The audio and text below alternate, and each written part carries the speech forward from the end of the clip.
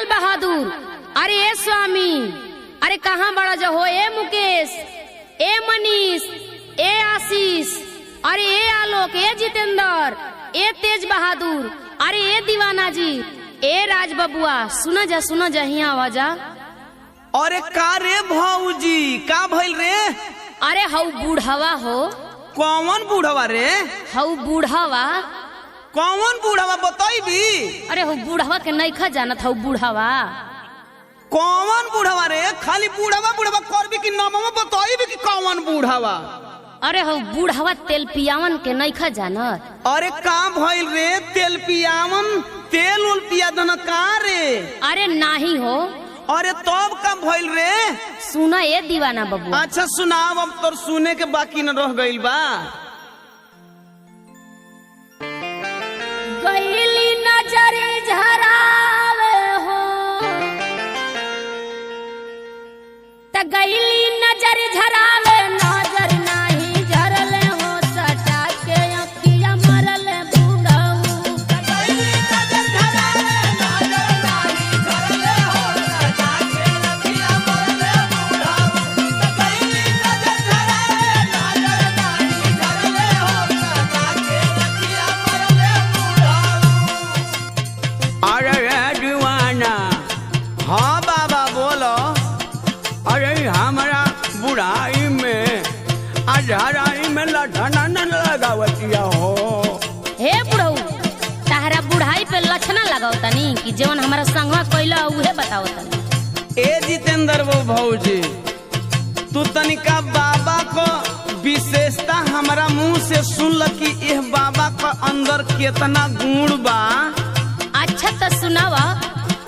वैसे तहरा बाबा की विशेषता के बारे में हम जानत तानी, लेकिन तू सुनाइए ना।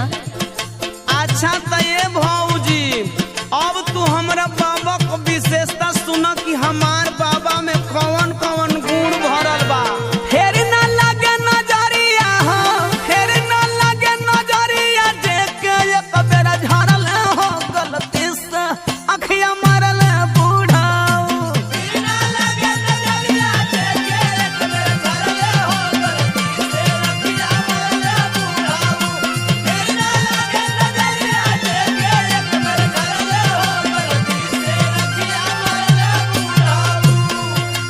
अरे काय फलाना वो, हम कहाँ आँख मन हो गए हो? तू झूठो का लक्षणा लगा के हमार ओझाई या सोखाई कुल बिगाड़ा चलू, साथ साथ में बूढ़ाई हो बिगाड़ा चलू का हो? अरे चुप रहा बुढ़ऊ, एक तो चोरी भी है, ऊपर से सीना चोरी भी। कैसे भौजी? चश्मा नीचे एक टकता के, अखिया फारी चली में झाके।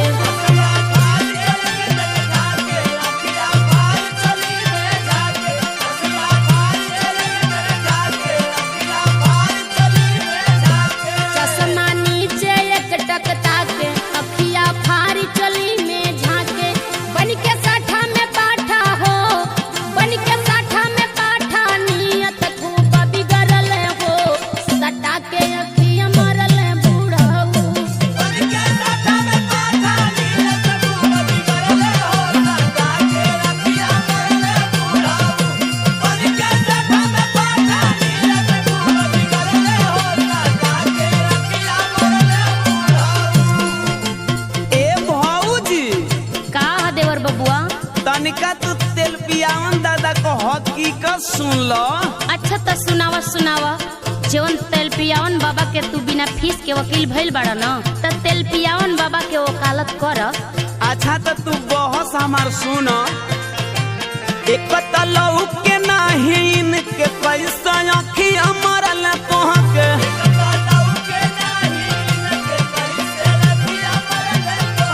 एक तलऊ के नाही इनके पैसे अखिया मरल तोह के।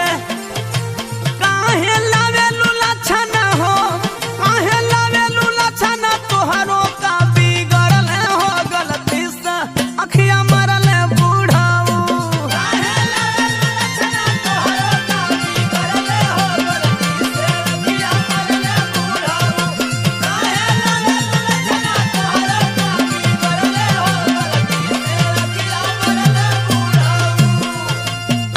जब उनकर हकीकत जान जेबा ना त जेवनी झूठ के तू पुलिया बांधता रह तो हर कुल पुलिया टूट जाई, कुल बुद्धि भुला जाई। जितेंद्र को अच्छा ही बताओ कि झूठ हम बोला नहीं कि झूठ तू बोला चालू हो। अच्छा ते ये दीवाना तनी हमर बात सुन, झूठ हम बोलतानी कि बूढ़ऊ बोलता रे। अच्छा सुना भौजी सुना। साझे सवेरे बोलावे अकेले झाड़ी के नुनवा तेल रोज देले।